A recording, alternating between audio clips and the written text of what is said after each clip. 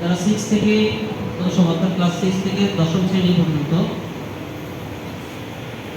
তোমাদের বড় ভাই বোন আজকে তাদের বিদায় অনুষ্ঠান, তোমরা মন থেকে দোয়া করবা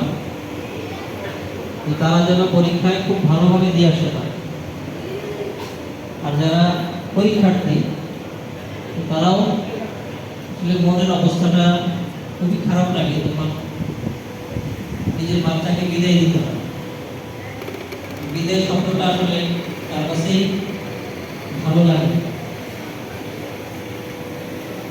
মনের অবস্থা সবারই খারাপ হয়ে যায়। তারপরেও আপনাদেরকে দোয়া অনুষ্ঠান হিসেবে আমরা তোমাদেরকে স্কুল থেকে বিদায় বলতে আসলে কিছু নাই। যতই বিদায় অনুষ্ঠান করে দিয়ে তোমাদেরকে আবার স্কুলে আসতে হবে। তোমাদের যে কোনো প্রয়োজনে কাগজপত্রের দরকার হয় কিন্তু তোমাদেরকে স্কুলে আসতেই হবে।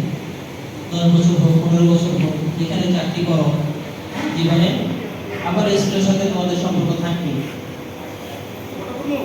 সেই জন্য আজকে এই অনুষ্ঠানটা এটা আমাদের দোয়া অনুষ্ঠান হিসাবে আমরা সবাই সুস্থভাবে, সবচেয়ে বড় জিনিস সুস্থতাই, সুস্থভাবে সবাই যেন পরীক্ষায় ভালো করতে পারি।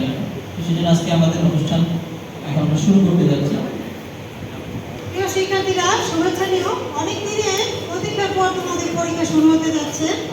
দুটি অংশে বিভক্ত, একটা হচ্ছে এমসিকিউ আর একটা হচ্ছে সিকিউ। বিসমিল্লাহির রহমানির রহিম। মনোহর সুন্দর নয়নাভিরাম চিরসবুজ বাংলাদেশের জেলা নারায়ণগঞ্জ শীতলক্ষা তীরবর্তী ঐতিহ্যবাহী নাজিমুদ্দিন ফকিরজান ফাউন্ডেশন কর্তৃক পরিচালিত নাজিমুদ্দিন ফকিরজান উচ্চ বিদ্যালয়ে 2025 সনের এসএসসি পরীক্ষার্থীদের বিদায় বেলায় পরম শুভ লগ্নে বিদায়ী ছাত্রছাত্রীদের বেদনাপূর্ণ। তবে আমাদের হানিফ সাহেব বলছে তোমাদের যে তোমাদের এই সবই কিন্তু তোমরা একই আঙ্গিকের মধ্যে আছে। তো এটা আমিও বলবো যে তোমরা কিন্তু ভাবতে পারো যে আমরা এক একজন একা, তাই না। আজকাল যতগুলা স্টুডেন্ট তোমরা পরীক্ষার্থী তারা কিন্তু সবাই কাঁধে কাঁধ মিলে এই পরীক্ষার্থী।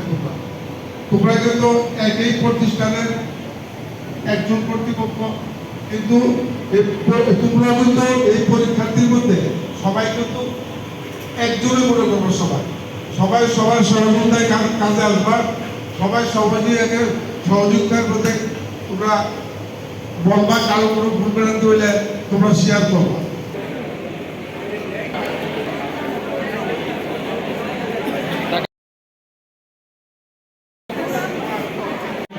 বিদ্যালয়ের পক্ষ থেকে যারা এসএসসি পরীক্ষা 2025 দিনে আল্লাহ সকল শিক্ষার্থী যাতে সঠিকভাবে সঠিক প্রশ্নের উত্তর দিতে পারে